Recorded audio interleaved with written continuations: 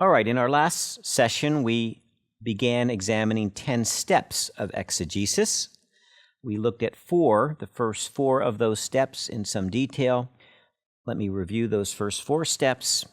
Let me just say that what we are doing here is you come to a passage of Scripture. How do you study it? How do you prepare to teach it or prepare to preach it? And I've suggested that in terms of your exegesis, determining the author's intended meaning, here are 10 basic steps, and we talked about the last four in our previous session. The first step was to identify the genre or literary form. The genre determines the rules of the game. It determines how you're going to interpret that. The second step was get the big picture. That is, establish the historical and literary context of your passage. The best way to do that is to read all the entire book through. To read the letter through, say if you're studying 1 Thessalonians, or to read the gospel through if you're studying the Gospel of Mark, to look for the central themes, to look for the main theology, to get the big picture. You can do that inductively by reading the text itself. You can also do that deductively by confirming what you discover by reading the text from secondary sources, from Bible introductions, from commentaries, from Bible dictionaries, Bible handbooks. These are the kind of tools that allow you to confirm the discoveries you are making by reading through the text itself. Our third step was to develop a thesis statement, also known as a main idea or a big idea. And we suggested a thesis statement was made up of a subject. The subject is what the topic of this passage is, and the complement is what the passage says about it.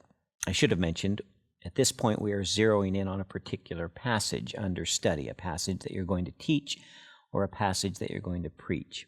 Our fourth step was to outline the progress of thought in that passage, to step-by-step move through the passage, determine how you're going to teach it, how the narrative progresses, or if it's a letter, an epistle, how the argument progresses in this passage. So those are our first four steps, and all of those you can see are basically inductive steps that you carry out primarily by reading through the text itself.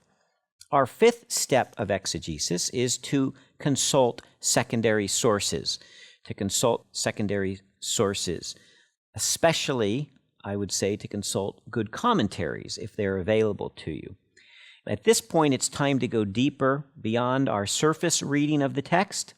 In fact, steps 5 through 7 are intended to help us resolve the interpretive questions and problems that may have arisen from your studies so far. You've simply been reading the text in your language, in English or whatever language you're reading it in, and trying to determine its meaning. Even if you do not see any problems or questions, the passage may seem perfectly clear.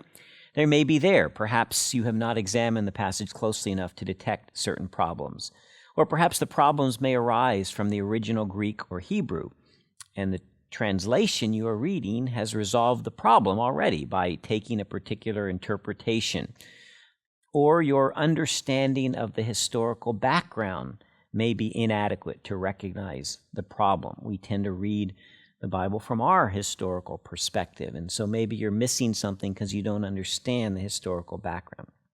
For all of those reasons, it's a good idea at this point to check a good commentary on this passage. This will alert you to the problems and issues that arise in the passage that may not be immediately evident to you, or questions or problems may have arisen in the passage and you're wondering what the solution is. So it's a good idea at this time to find out what biblical scholars are saying about your passage. Have you misread the passage or missed an important point? You might end up refining your big idea or refining your outline based on what you find in the commentaries. Now, I would encourage you to use what are called expository commentaries. Expository commentaries are commentaries whose goal is to identify the original meaning of the text in its original context. In other words, they are exegetically focused on determining what the author's meaning is in its historical and cultural context. Some books on Bible study, particularly books on inductive Bible study, discourage the use of commentaries. They say don't use commentaries except as a very last resort.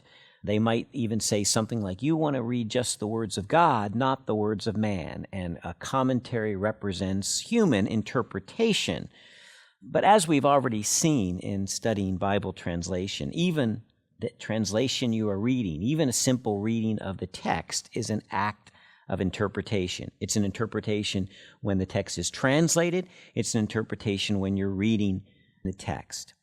So even though we should not allow a commentary to determine and govern our reading of the text, good commentaries will be your best secondary resource for serious study in preparation for teaching and preaching. To those who would completely shun commentaries, it might be asked, would you ever ask another pastor or your pastor perhaps, or a Bible professor what the best interpretation of a particular passage is, or what the original Greek or Hebrew tells us about this passage? Really, consulting a commentary is just asking an expert in the field what their perspective is on the passage. More often than not, the author of a commentary, particularly if it's a good, well-written commentary by a reputable scholar, the author's understanding of the historical, linguistic, and cultural context of the book will be greater than yours. Their insights are therefore worth consulting to help you make a more informed decision on the passage. Now, that doesn't mean, of course, that you should uncritically accept everything a passage says. The author may be wrong at certain points. This makes it important to consult more than one commentary if there's more than one available to you. It also makes your choice of which commentaries to use, to purchase, to have all the more important. Let me just say a few words then about what a commentary is and how to use a commentary. First of all, a commentary is a work which comments on a particular book of Scripture. This definition is intentionally broad because there are an enormous range of types of commentaries and various lengths and detail of commentaries. Commentaries may deal with a host of topics, including discussions of background issues like the historical background, the geographical background, political, cultural, religious background, all the kinds of things we've been talking about in terms of the historical context of a passage. A commentary will deal with introductory issues such as author, date, purpose, occasion, literary form, or genre. It will deal with textual issues, the issues we talked about when we discussed textual criticism, issues of interpretation, questions of what words mean, of problem interpretation, what confusing passages. Commentaries will deal with the progress of thought in the book. They'll deal with the theological and thematic issues. They'll give you cross-references to biblical material, as well as extra-biblical material, say intertestamental Jewish material. Some commentaries deal with the history of the interpretation of the text. Commentaries also give you bibliographies where you can do greater research. Some commentaries today provide personal application of the text. Some provide preaching helps, homiletic or preaching helps, including outlines, illustrations, applications, and other types of information. There are a variety of kinds of commentaries. There are devotional commentaries. Devotional commentaries focus on application of the text. There are homiletical commentaries. These commentaries focus on helping the preacher prepare a message. Sometimes they will have outlines, they will have illustrations. They are very helpful for last-minute sermon preparation. Then there are expository commentaries, which, as I mentioned before, they seek a middle road between practical and technical. They usually interpret using the English text, though the authors are experts in Hebrew and Greek. Sometimes they will put Hebrew and Greek in the footnote, but not in the main body of the text. A fourth kind of commentary is a technical or critical commentary, which tends to be focused on detailed study of the Hebrew or Greek text, a detailed study of historical, cultural, social, religious background.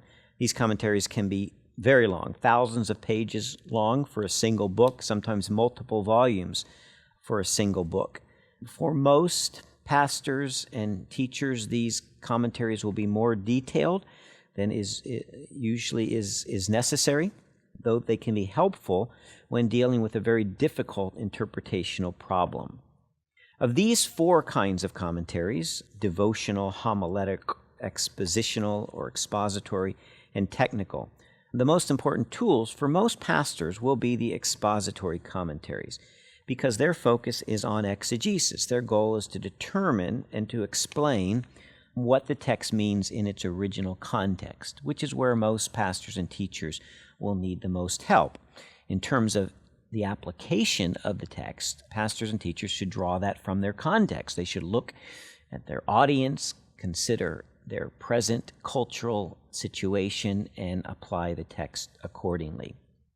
Let me give you the names, very briefly, of some of the most important commentary series within these various kinds. I'm just going to give you expository commentaries and some technical commentaries.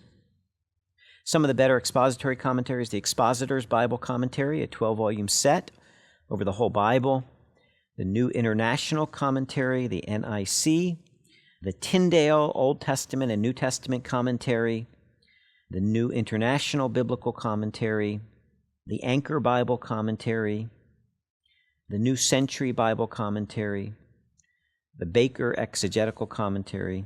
These are standard expository commentaries. There's also the NIV Application Commentary, which is expository but also gives application to the text.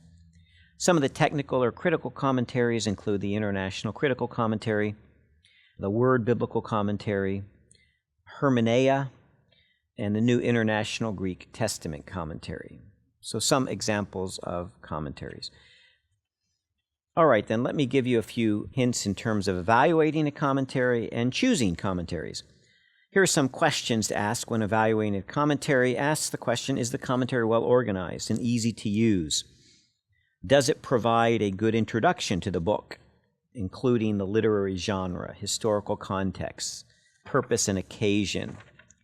Does the author demonstrate competence in the original languages? Does the author discuss interpretational problems? Some commentaries are too brief and skip many important interpretational questions. Does the author give a fair and balanced treatment of problems, or is the author clearly biased in one particular direction? Does the work comment on each verse, or is it only section by section? Is there bibliography to pursue further research in the commentary? Does the author exhibit awareness of recent works related to the issues in the book, or is it only older works that are cited?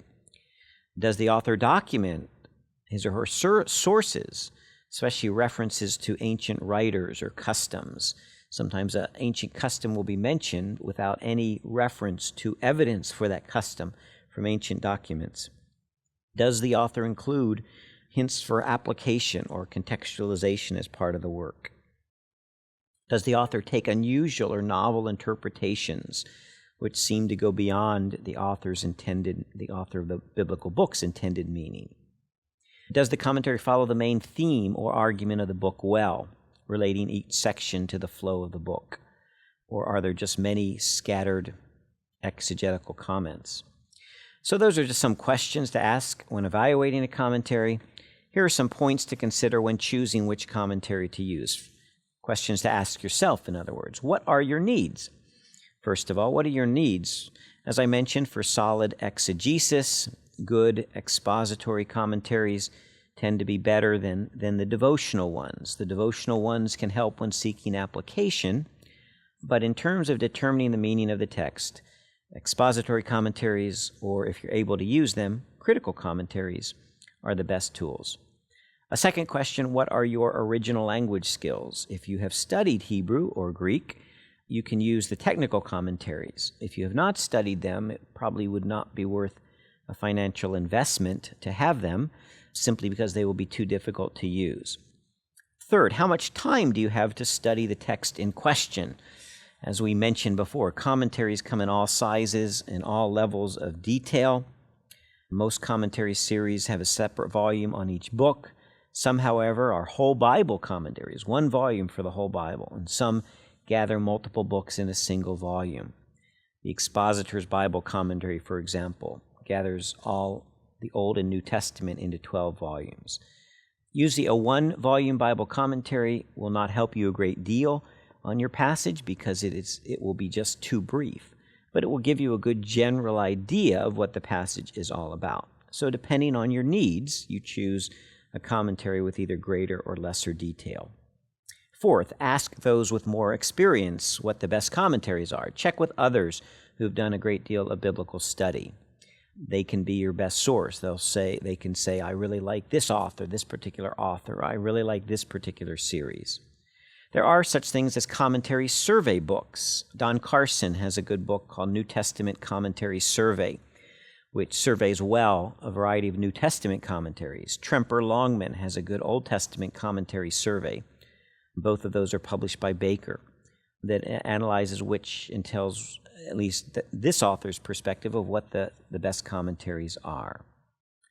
Gradually, you can learn to recognize which commentary series you like the best and also which commentators are most trustworthy.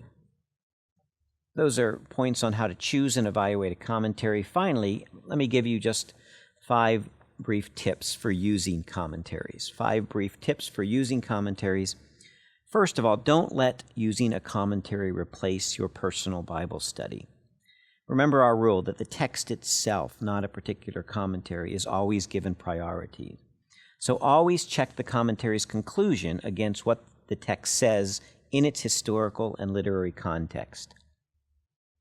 Second tip for using commentaries, do an inductive study of the passage prior to consulting a commentary. In other words, read through it. Try to identify the main idea. Write down some questions from the passage. Outline the passage. Then when you go to the commentary, you'll immediately understand the topics and issues being discussed, and you'll be more able to actively engage in those questions, and the commentary will be a better resource if you've already done a good deal of study on the passage. Third tip for using commentaries, consult more than one if it's available to you. When you come to problem passages, especially passages with difficult interpretational issues, it will help you to find out what more than one author is saying about that issue. Fourth tip for using commentaries is beware of simply seeking a commentary who agrees with you. Too often, I think we know what we want to prove, and so we find someone who's going to agree with us. Be ready and willing to listen to other voices. Be willing and ready and willing to read the passage with fresh eyes. And finally, directly related to that, a fifth tip is watch out for the theological biases of the commentator. And also watch out for your own theological biases. We all have a tendency to read the text from our particular perspective, and if we are aware of those biases, we will be more likely and more able to avoid falling into error. All right, this is step 5 in our 10 steps to exegesis. After doing a detailed inductive study, we have consulted secondary sources to see what they say. We've sought to confirm our results and to test our results against what the better commentaries say. Steps 6, 7, and 8 are closely related, and so we will deal with them together. Step 6 is to analyze syntactical relationships. Step 7 is to analyze key terms and themes. And step 8 is to resolve interpretive issues and problems.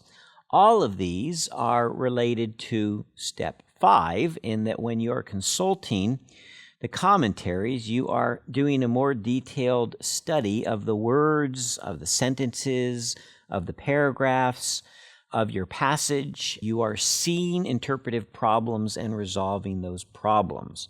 So we're going to move fairly briefly through this. Analyzing syntactical relationships means examining the sentences and how they relate to each other. It means identifying the main clause of each sentence and the subordinate clauses and identifying the function of those subordinate clauses. Analyzing key terms would mean doing word studies if necessary. We're going to have an entire session. In fact, our next session will be on avoiding word study fallacies and how to do a word study. And so I'm going to hold off more discussion of step 7 until then. Step 8, then, is to resolve interpretive issues and problems. Every passage, most passages anyway, will raise interpretive questions. Some of those questions will be essential to resolve because they will directly relate to your lesson or your sermon. Some of them will not be essential and can be safely bypassed, except in your more detailed study and attempt to understand the passage. It's important to discern which problems are essential to resolve.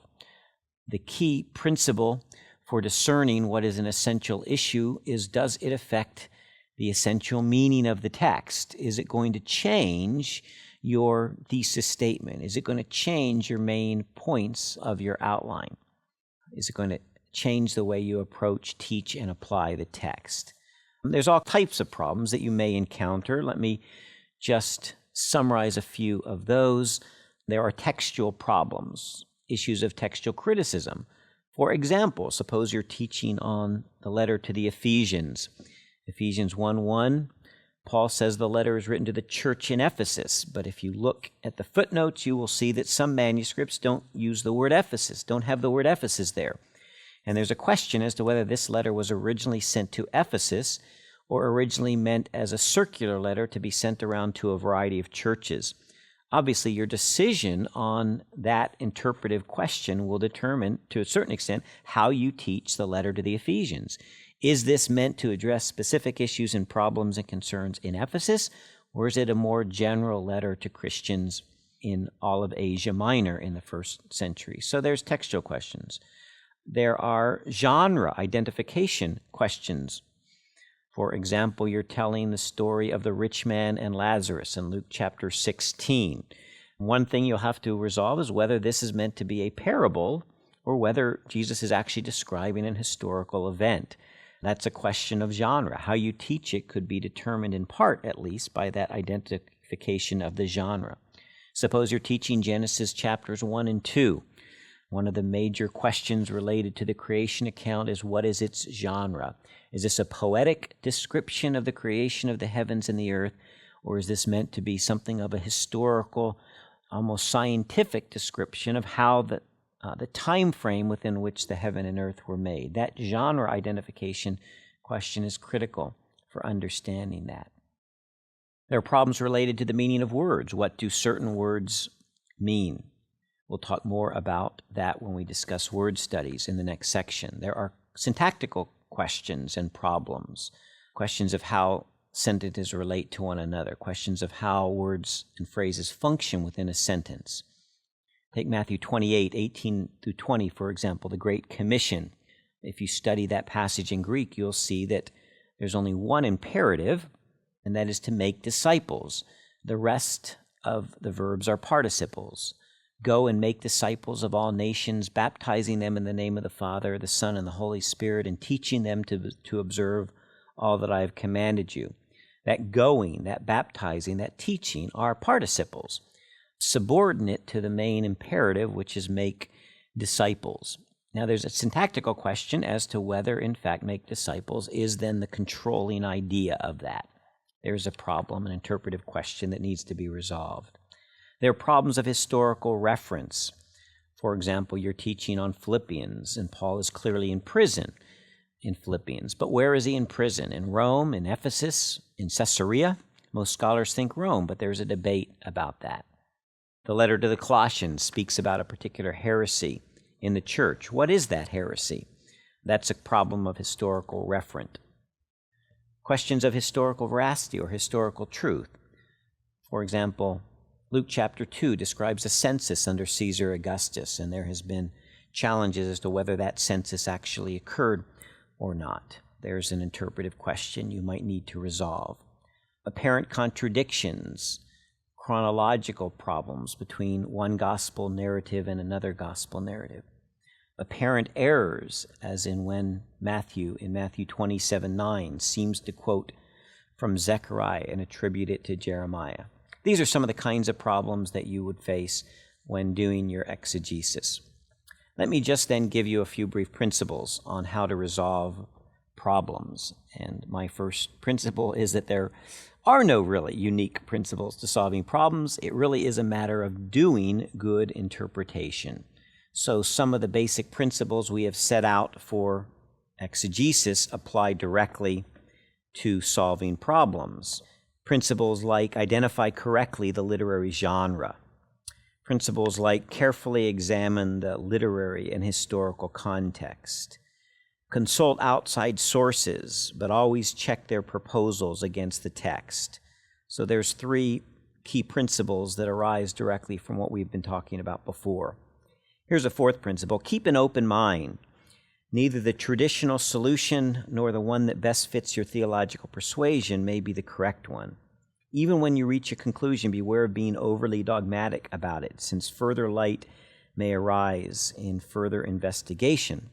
And finally, most importantly of all, a 5th principle is to pray about the passage. Remember, the Holy Spirit is the one who illuminates Scripture.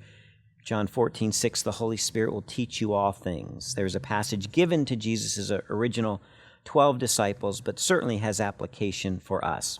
1 John 2:20 and 27, you have an anointing from the Holy One, and you all know the truth. We can know the truth because the Holy Spirit is our guide. That doesn't replace detailed study of the text. It doesn't replace examining the text in its historical and literary context. But it does remind us that ultimately it's the Holy Spirit who guides us into all truth. All right, step 6, 7, and 8, then once again. Step 6 was analyzing syntactical relationships. Step 7, analyze key terms and themes. And step 8, resolving interpretive issues and problems. Now you've done your basic exegesis of the passage. You want to then relate your passage to the broader meaning of Scripture. Step 9, then, is to step back after you have determined the meaning of the passage.